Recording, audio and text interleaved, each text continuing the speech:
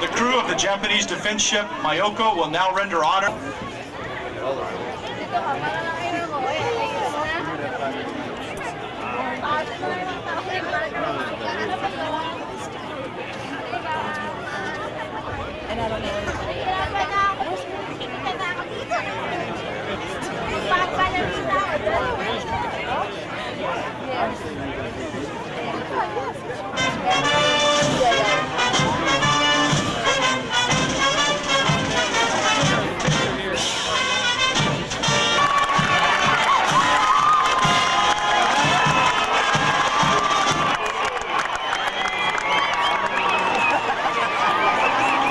Ladies and gentlemen, the United States 7th Fleet Band will now play the national anthems of Japan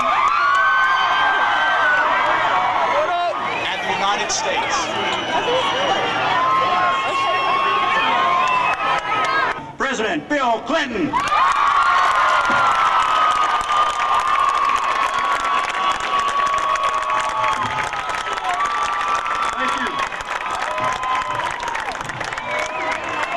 Thank you very much. Thank you. Thank you very much. Thank you. Thank you, Admiral Ellis, General Myers, Admiral Clemens, General Freeman, Admiral Tobin, Captain Pilati, I'm delighted to be here with you.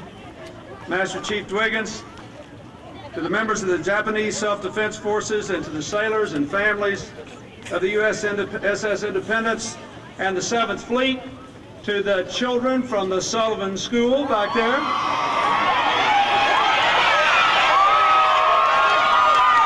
and their proud parents over here, I gather, and the other schools that are here.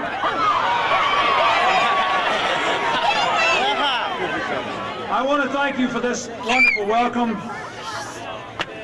The First Lady and I are delighted to be here, along with the Secretary of State, Ambassador and Mrs. Mondale, my Chief of Staff, Mr. Panetta, and Mr. Lake, the National Security Advisor. I should tell you that this is a particularly emotional moment for the Secretary of State because 51 years ago this September, he came here to this very harbor as a 19-year-old ensign. So think what you might have ahead of you, all of you in the Navy. You may be Secretary of State someday. I'm glad to be here on the USS Independence and with the 7th Fleet. I know there are others represented here, I hope, from the Mobile Bay and the Bunker Hill, from the Blue Ridge and the McCluskey, the O'Brien and the Hewitt, the Asheville and the Kurtz. One enthusiastic sailor here, the I-5 team.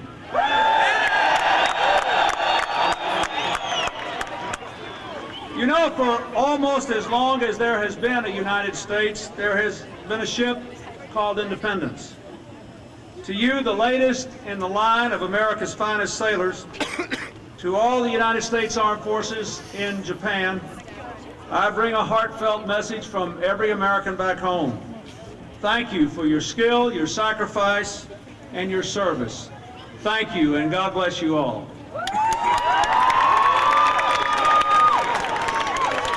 Way back in 1959, when the Indy slipped down the ways, President Eisenhower was in office. The Cold War was at its peak, and most of you weren't even born yet. But because the Indy was there, along with millions of brave men and women, we won that long Cold War struggle. Time after time, the sailors of the Independence stood up for freedom and stood down freedom's enemies. In the Cuban Missile Crisis, Indy was there. In Vietnam and Lebanon and Grenada, Indy was there. When Iraq invaded Kuwait, you were the first carrier on the scene. You delivered our answer up close and personal. In peacetime and war, this great ship and its battle group have been there as America's shield and America's sword. Your last deployment off Taiwan helped to calm a rising storm. Without firing a single shot, you reassured nations all around the Pacific. With the quiet power of your example, you gave the world another example of America's power and America's character. And I thank you especially for that.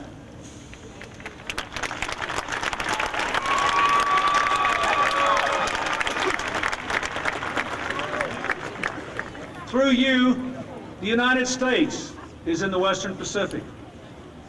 We fought 3 wars in Asia in this century and sacrificed some of our finest Americans in every single one. With your strong presence here, we are preventing war's return and preserving stability for a remarkable region that is growing so fast it buys enough American products and services to support the jobs of 3 million of your countrymen and women back home in the United States. Make no mistake, there is still a threat that war could return. Without you, the stability and prosperity of Asia could be in danger, and therefore so could America's. Old rivalries could break out again. A rogue state could get the wrong idea. A changing region could become unstable. But with you here, Asia is more secure, and so is America. Halfway around the world, your loved ones are safer because you are here at your stations, keeping the peace in a time of change and challenge. I applaud the job you have done in building an alliance with the Japanese Self-Defense Forces, and I salute the officers and crew of the Myoko who honor us with their presence here today.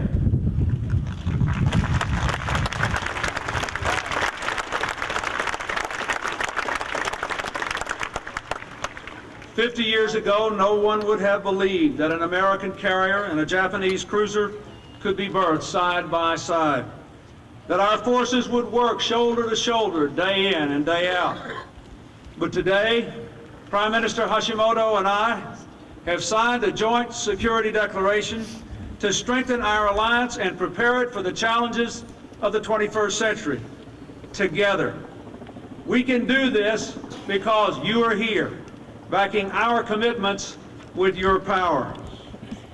America won the Cold War, but now we are about the business of securing the peace thanks to your dedication and your excellence.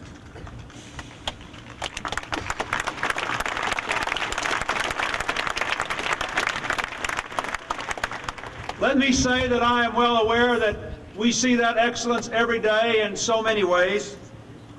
Here, from the pilots and everyone on the flight deck to the boiler technicians, from the mess cooks to the storekeepers, to the officers on the bridge, it takes every single one of you working together as a team to keep this ship on the flight line, to land some of the best aircraft in the world on what looks to their pilots like a postage stamp in the sea.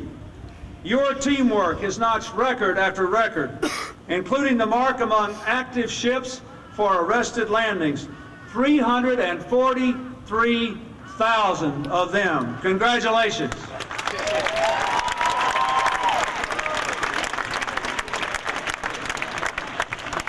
Someone said to me as the helicopter was sitting down, "That's a lot of non-skid." As the oldest ship in the Navy, you do fly this remarkable ensign behind me that says, "Don't tread on me." And as was said earlier in the introduction by the Admiral, this week, this very week, is the 221st anniversary of the Revolutionary War battles of Lexington and Concord, the first in America's long struggle for independence. I hope you will think about that, each and every one of you, this week. I hope you will imagine what it might have been like so many years ago, over 200 years ago, for those young people embarking on their struggle, risking their lives for what was then nothing more than a dream. Now, more than 200 years later, you represent in your uniforms the oldest democracy in human history. Thanks to you and those who came before you, your skill and professionalism, not only does the oldest fighting ship in the fleet inspire the same respect as we have for our early patriots, but thanks to you and the people who came before you, we are still here. As you keep it that way, on Freedom's flagship, remember that 221 years of people like you have made America what it is today and make possible this remarkable partnership we celebrate with the Japanese, and made possible the guarantee of freedom for your children and your grandchildren and people throughout the world. I thank you for that.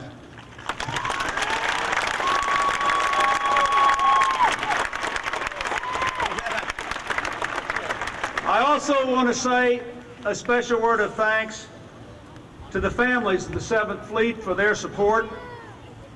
Our military families bear such a heavy burden of America's leadership, especially those stationed at Yokosuka and other bases so far from home, those who have to cope with the extra strain of long periods when ships are at sea, when one parent has to carry the full load to run a household and raise the children.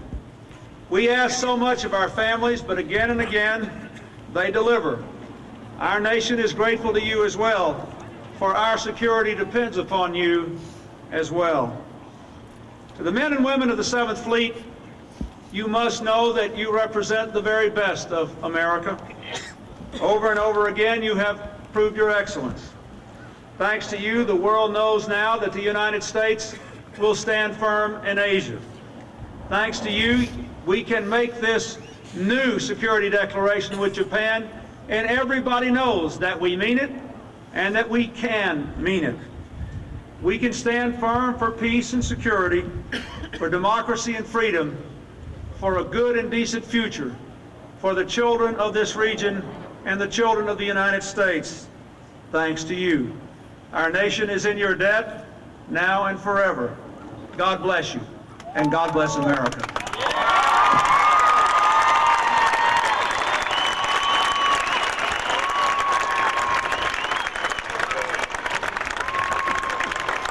Commander, 7th Fleet, Vice Admiral Archie Clemens will now present President Clinton with a flight jacket and a USS Independence ball cap.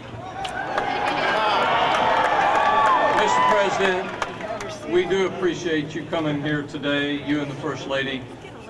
And we would like to, all the men and women of 7th Fleet who go down to the sea in ships, and to those people who support them, would like to present you with these two very simple gifts. One, a ball cap from Freedom's finest, and the other one is a flight jacket with the Independence Battle Group and all the patches on board.